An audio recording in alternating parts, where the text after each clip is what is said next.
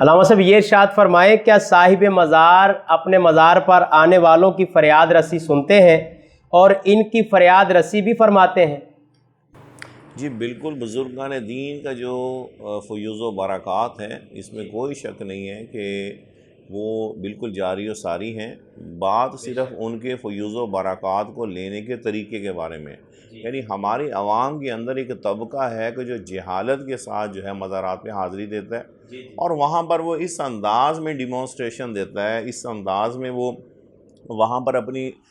عقیدت کا اظہار کرتا ہے، جسے وہ عقیدت سمجھ رہا ہوتا ہے، حقیقت میں وہ عقیدت نہیں ہوتی، لیکن چونکہ علم دین سے باہرور وہ ہوتے نہیں ہیں اور اپنی جہالت میں وہ جسے عقیدت سمجھ رہے ہوتے ہیں وہ شریعت سے ٹکرا رہی ہوتی ہے، اور جو مخالف طبقہ ہے وہ انہی جاہل قسم کے لوگوں کی چیزوں کو پھر ایکسپلائٹ کرتا ہے اور لوگ بتاتا ہے کہ دیکھیں جی یہ تو مزارات میں جا کے یہ کچھ کرتے ہیں۔ تو دیکھیں، اگر کسی بھی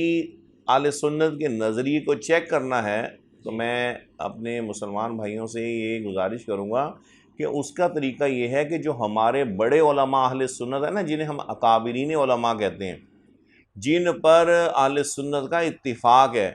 ان کی کتابوں میں جا کے چیک کریں کہ ہمارا بزرگوں کے بارے میں، مزارات کے بارے میں کیا عقیدہ ہے۔ کسی جاہل شخص کو، جس کو جو ہے وہ نماز پڑھنی تک نہیں آتی، جو کبھی عید کی نماز بھی شاید اس نے نہیں پڑھی، عقیدت کے مارے اگر وہ وہاں گیا اور اس نے اپنے جہالت کے ساتھ وہاں پہ کچھ کیا، وہ وہاں ڈھول ڈمکے ہوئے، میراثی آ گئے، وہاں میراثنیں آ گئیں، یہ ساری چیزیں مجھے بتائیے اہل سنت کی کس کتاب میں لکھا ہوا ہے کہ اس انداز کی عقیدت یا اس انداز میں بزرگوں کی مزارات میں حاضری ہو سکتی ہے؟ نہیں ہے نا ایسا۔ کوئی آپ نے کبھی پڑھی ہے کتاب، کبھی سنی ہے آپ نے؟ تو وجہ اس کی یہ ہے کہ یہ ایسا ہے نہیں، لیکن جو صحیح طریقہ ہے اس غلط طریقے کی آڑ میں اس کو غلط نہیں کہا جا سکتا۔ یعنی ایک تو یہ ہے نا کہ جاہل قسم کے لوگ حاضری دیتے ہیں تو وہ تو غلط ہے، لیکن اب اس کا یہ مطلب بھی نہیں ہے کہ اب لوگوں کو ہم مزارات میں جانے سے روک دیں۔ ہم انہیں یہ کہیں کہ آپ بزرگوں سے جو ہے اللہ پاک عز و جل کی بارگاہ میں ان کو وسیلہ بھی نہیں بنا کے پیش کر سکتے یا ان سے مدد بھی نہیں چاہ سکتے۔ جس طریقے سے ظاہری اعتبار سے مدد لینی جائز ہے، اسی طرح روحانی اعتبار سے بھی مدد لینی جائز ہے۔ کیا آیت الکرسی آپ پڑھتے ہیں تو اللہ پاک ایک فرشتہ نہیں بھیج دیتا جو ساری رات حفاظت کرتا ہے؟ تو اللہ بغیر فرشتے کے مدد نہیں فرما سکتا، حفاظت نہیں فرما سکتا، تو پھر کیوں بھیجتا ہے فرشتہ؟ تو اس کا مطلب ہے کہ جس طرح ہماری ظاہری دنیا میں، مادی دنیا میں ہر چیز سبب کے ساتھ مشروط ہے، اسی طرح روحانی اعتبار سے بھی اسباب ہوتے ہیں۔ غزوہ بدر میں آپ دیکھیں اللہ پاک نے مدد کی تھی نا، لیکن کن کے ذریعے کی تھی؟ فرشتوں کے ذریعے۔ تو احادیث مبارکہ میں ہمیں احادیث ملتی ہیں، خود سرکار علیہ الصلوۃ والسلام کی حدیث مبارکہ کہ اگر جنگل بیابان میں اس کا خلاصہ عرض کر رہا ہوں کہ اگر آپ کو آپ کا سامان گم ہو جائے، یعنی کسی مصیبت میں بندہ پڑ جائے، یوں سمجھ لیں، تو فرمایا کسی اونچی جگہ پر کھڑے ہو کے کہو اعینونی یا عباد اللہ، اے اللہ کے بندوں میری مدد کرو۔ تو فرمایا اللہ کے کچھ ایسے رجال غیب ہیں، ایسے پوشیدہ حضرات ہیں کہ اللہ کے حکم سے وہ پھر اس شخص کی مدد کرتے ہیں۔ تو یہ بیان طویل ہو جائے گا، وگرنہ میں آپ کو سچا واقعہ عرب شریف کا جو ہمارے ساتھ پہاڑوں میں پیش آیا میں وہ بیان کرتا، لیکن بہرحال کسی اور موقع میں انشاءاللہ صحیح۔ بہرحال کہنے کا مقصد یہ ہے، اور اس پر پھر ہمارے 14 صدیوں کے اکابرین کے ارشادات موجود ہیں۔ یعنی اگر یہ چیز معاذ اللہ شرک تھی تو کیا 14 صدیوں میں یہ جو سواد اعظم ہے، یہ اتنے بڑے بڑے بزرگان دین کے اگر میں ان کے نام لوں تو آپ جو ہے کہیں کہ سبحان اللہ، تو وہ سب کے سب اس چیز کو بیان کرتے آ رہے ہیں، اور احادیث مبارکہ میں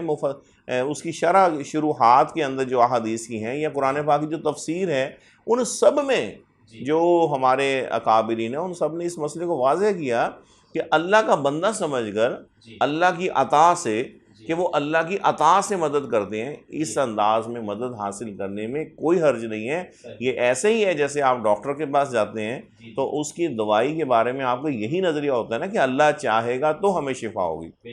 تو ڈاکٹر کو خدا نہیں سمجھتے۔ اسی طرح اگر کسی ولی کو کوئی خدا نہیں سمجھتا، خدا کا بندہ سمجھتا ہے اور یہ جانتا ہے کہ اللہ پاک نے اختیارات عطا فرمائے ہیں، تو اس میں کوئی حرج نہیں ہے۔ حضور آپ نے بات کی سواد اعظم کی، یہ سواد اعظم کی ذرا وضاحت فرما دیں، یہ کیا ہوتے ہیں؟ دیکھیں، سرکار علیہ الصلوۃ والسلام نے واضح طور پر ارشاد فرمایا، اور یہ 18 صحابہ کرام علیہم رضوان اجمعین سے یہ حدیث مروی ہے اور درجنوں، یہ جو سمجھے درجن سے زائد کتب احادیث میں یہ موجود ہے جو مختلف قسم کے یعنی الفاظ کے ساتھ ہے، لیکن اس کا معنی جو ہے نا وہ ایک ہی ہے۔ فرمایا تفترق امتی علی 73 ملہ، میری امت 73 فرقوں میں بٹ جائے گی۔ اب یہاں پر وہ لوگ جو یہ کہتے ہیں کہ جی ہمیں فرقہ واریت میں نہیں پڑھنا چاہیے، بھی ٹھیک ہے نہیں پڑھنا چاہیے، لیکن جو پڑھ گئے ہیں ان کے بارے میں جسٹیفیکیشن تو ہونی چاہیے نا کہ who is right and who is wrong, کون ٹھیک ہے اور کون غلط ہے۔ تو حضور اسی لیے تو ہمیں آنے والے وقت کے بارے میں فرما رہے ہیں کہ ایسا ہوگا،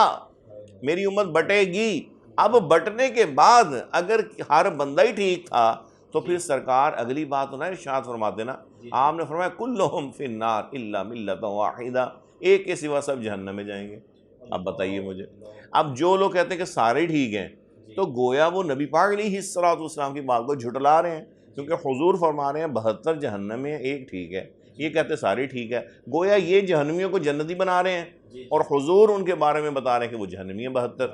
تو بتائیے کن کی بات کو ہم مانیں گے؟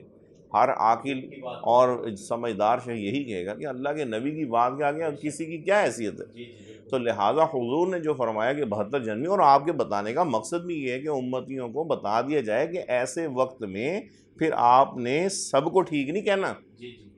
بلکہ اس ایک کو تلاش کرنا ہے۔ اور صحابہ کرام نے بھی ہمارے فائدے کے لیے یہی سوال کیا،